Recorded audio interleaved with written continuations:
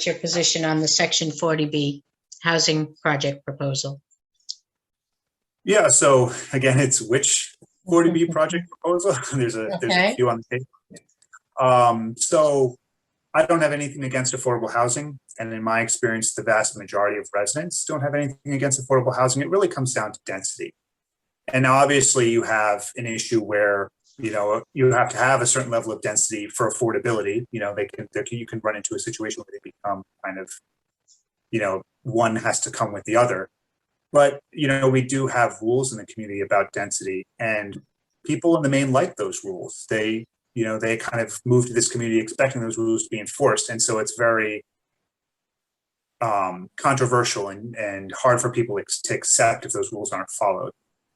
You know, my position, there was a lot made on social media about, you know, reaching out to our state representatives and kind of, you know, hounding our state representatives about it. The issue, my view there is 40B has been on the books since 1969. It's not going away.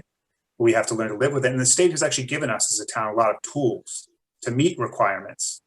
Things like a housing production plan, you know, the area requirement that was invoked in the hearing, you know, and if you can't meet the 10%. And I feel like the town had not up to this point really done enough of due diligence in that regard. And it kind of feels like scapegoating to then be like, well, you know, it's Senator Fatman's fault. You know, it's really our fault as a town for not having come into compliance sooner and not having produced a housing production plan. 160 towns in Massachusetts have a housing production plan. Douglas has a housing production plan. We can do it. And having that in place will protect us if, God forbid, Orchard Hill doesn't want to renew their contract. But between now and then, you know, being in safe harbor, you know, my view is I don't want the residents to be upset before the time, if that makes sense.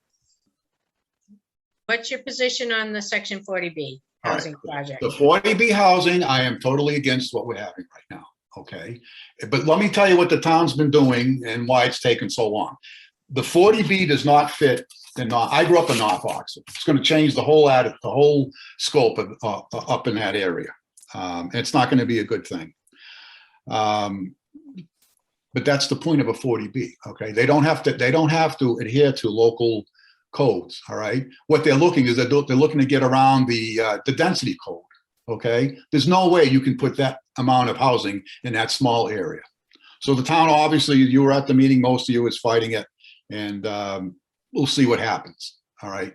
But in the meantime, the planning board recognizes this type of project is going to happen, and these types of projects do not fund the services that these people are going to require. So what did we do? We started looking around. We looked for land that we could change from residential to commercial. If you go up on Route 56, cross Route 20 on the right-hand side, that whole strip of land, we rezoned from residential to commercial. As a matter of fact, about 6-7 years ago, someone presented a 40B project there for, I think it was 140 units. And fortunately or unfortunately, depending on how you look at this, they went belly up. They ran out of money. So we were able to rezone that from residential to commercial at a town meeting. And it almost passed unanimously. And there were 3 things we looked at. There was water there. There was sewer there. It was on a state road.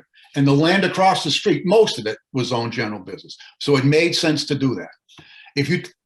Within a year, a local developer bought it. It's the same man that brought us IPG, okay? He purchased the land, and if you take a ride up there today, you will see on the second lot, a 12,000 square foot building that is a major supplier, from what I understand, to IPG, and that's going to be supplying a ton of money to the town of Oxford. As a matter of fact, when that whole strip there's 15 lots there, when that whole strip is built out, all right, by today's standards, that would be worth about $20 million of commercial real estate, generating about $350,000 to $400,000 worth of revenue to the town, not using any of our, any of our services and stuff. So that's going to compensate for the 40B if it ever goes through. All right, and that's the type of things that we've done. Those are the type of things that we need to do. Currently, we're working right now with another person. They met with Tech Review. They are a distribution center, about a 300,000 square foot warehouse, right off of 395. It's in a zone district for what it's zoned for. It'll have minimal impact on any residents. If this project goes through, they will be the third or fourth highest taxpayer in the town of Oxford. So these are the important things that we are working on and that we have to continue to work on. And I think Oxford, with the big developers anyway, has a good reputation. We have a reputation of working with people, getting things through. I have a friend, he owned John Deere years ago. And he came to us, wanted to expand.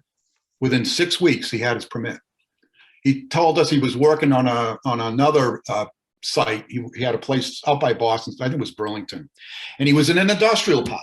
And he wanted to move to the other side of the industrial park. After 2 years, he still hasn't had his permit yet. Okay. So the cost of the permitting process is, people spend a lot of money on it. It's a lot of time. So time is money. I think the planning board has done a good job on that. So that's pretty much on that.